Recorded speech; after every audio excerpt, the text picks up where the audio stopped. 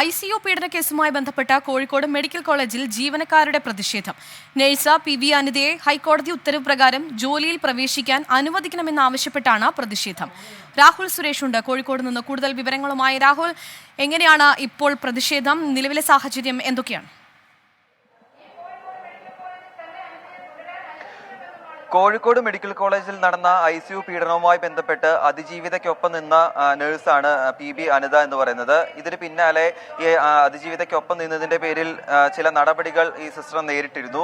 അതായത് ഇടുക്കി മെഡിക്കൽ കോളേജിലേക്ക് സിസ്റ്ററിനെ സ്ഥലം മാറ്റുകയായിരുന്നു. അതിനെതിരെ ഹൈക്കോടതിയെ സമീപിക്കുകയും ചെയ്തിരുന്നു. പിന്നാലെ ഹൈക്കോടതിയിൽ നിന്നും സിസ്റ്ററിന് അനുകൂലമായി ഒരു വിധി വരികയും ചെയ്തിരുന്നു. ആ വിധിയിൽ പറയുന്നതനുസരിച്ച് ഏപ്രിൽ 1 മുതൽ കോഴിക്കോട് മെഡിക്കൽ കോളേജിൽ നിയമനം നൽകണമെന്നാണ് പറയുന്നത്. പക്ഷേ ആ വിധിയുമായി ഇവിടെ എത്തിയപ്പോൾ ഇവിടെ നിയമനം നൽകാൻ കഴിയില്ല എന്ന കാര്യമാണ് ആശുപത്രി അധികൃതർ പറയുന്നത്. അതിനെതിരെയാണ് ഇപ്പോൾ ഇന്നലെ മുതൽ പ്രതിഷേധം ആരംഭിച്ചത്. ഇന്ന് 2ാം ദിവസമാണ് പ്രതിഷേധം നടക്കുന്നത്. ഇന്നിപ്പോൾ വിവിധ നഴ്സിംഗ് സംഘടനകളുടെ നേതൃത്വത്തിലാണ് പ്രതിഷേധം പുരോഗമിച്ചുകൊണ്ടിരിക്കുന്നത്. സിസ്റ്റർ ഇപ്പോൾ നമ്മളോടൊപ്പം ചേരുന്നുണ്ട്.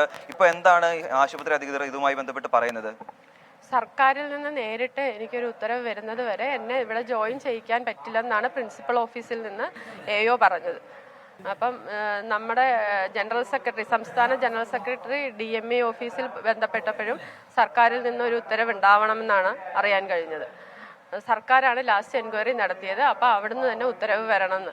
ഇവരിതെങ്ങനെയും ഹൈക്കോടതി വിധിയാണെങ്കിലും എങ്ങനെയെങ്കിലും എന്നെ പീഡിപ്പിക്കാൻ ഇപ്പം എനിക്കാണല്ലോ പീഡനം, ആ പീഡിപ്പിക്കാൻ പരമാവധി ശ്രമിക്കുമെന്ന് എനിക്കറിയാം. അപ്പോൾ എനിക്കിപ്പം മുന്നോട്ട് പോകണമെങ്കിൽ എനിക്കിനി ഇവരുടെ നേരെ നിയമ നടപടി അല്ലാണ്ട് എനിക്ക് വേറൊരു ഇതുമില്ല.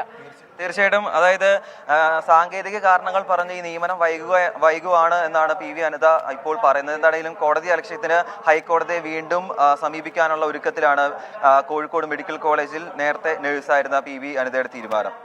ശരി, രാഹുൽ സുരേഷാണ് കോഴിക്കോട് നിന്ന് വാർത്തയുടെ കൂടുതൽ വിശദാംശങ്ങൾ നൽകിയത്.